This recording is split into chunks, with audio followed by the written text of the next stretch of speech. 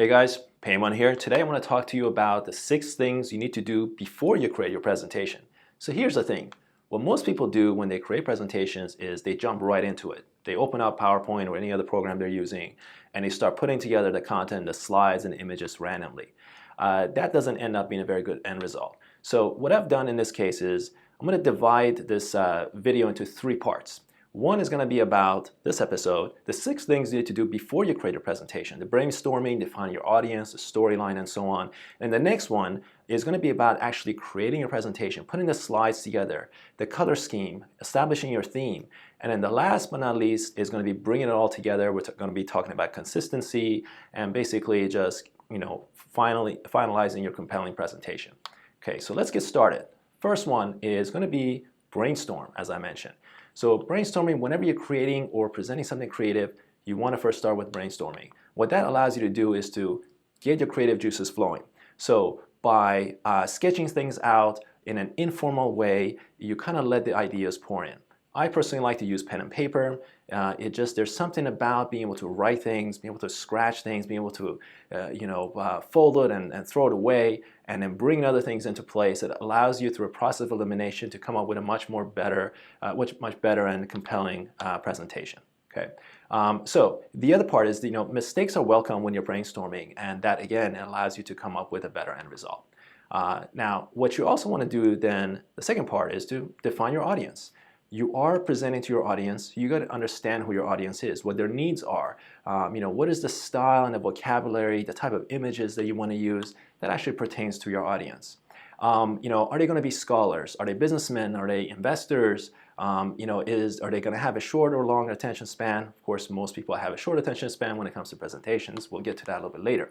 And you want to think a little bit more broadly, because in the real life, when you're presenting, you're in school, you're going to be presenting to a certain age group and certain very specific audience. But in general, outside of that, often your audience, instead of saying they're going to be one type of very specific person or individuals, you actually have to create a user persona. The user persona, it embodies the type of people you're going to be talking to. So it allows you to tailor your arguments with strong evidence. It's going to, you're going to be appealing to their interests and their concerns as a whole.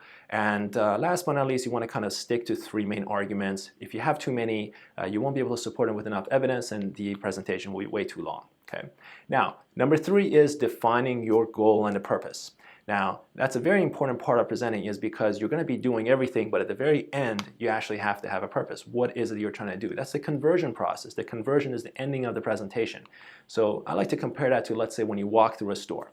The store and the retail stores are made in a way that they welcome you in, they give you a certain type of experience, find the products that you want, and through discounts, certain other incentives that you're kind of enticed with, at the end of the day, you walk with a certain number of items and you purchase them, and that is the conversion. So your presentation should be the same thing. There's going to be a conversion, there's going to be an end result with it. Okay.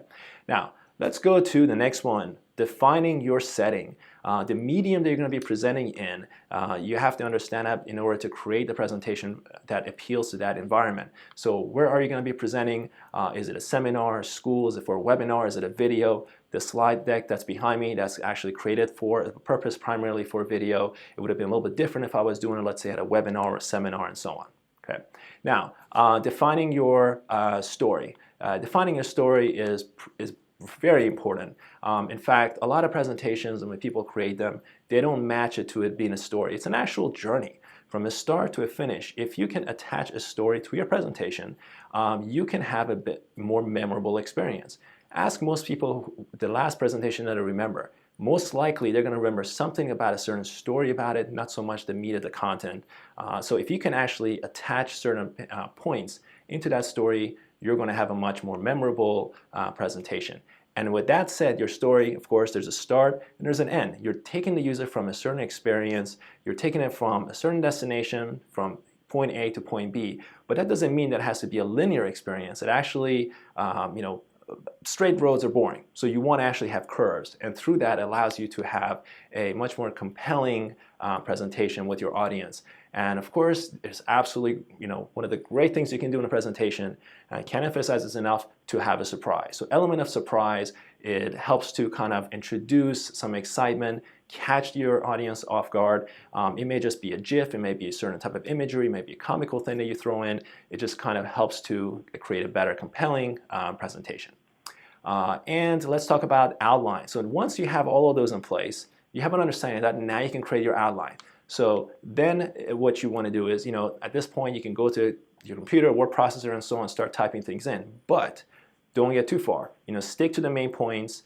You're not writing a book, you're just outlining the main key points and the supporting ideas, because you are going to be filling the gaps. When you're presenting, most of the talking is going to be done by you. Therefore, your presentation slides are just a medium in terms of supporting your points. So let's go through another experiment. Provide solid content. You got to tell it like a story. And as I mentioned, stories need to be memorable. And so you want to start with an introduction.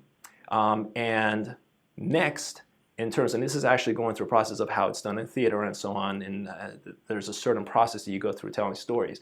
There's a rising action, and that's where you actually create suspense and tension in narrative.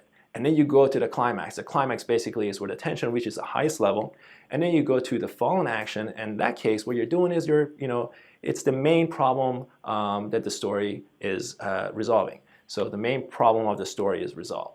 And last but not least is the resolution. That's your conversion, the end point of it. Again, 6 things you need to know about before you create your compelling presentation.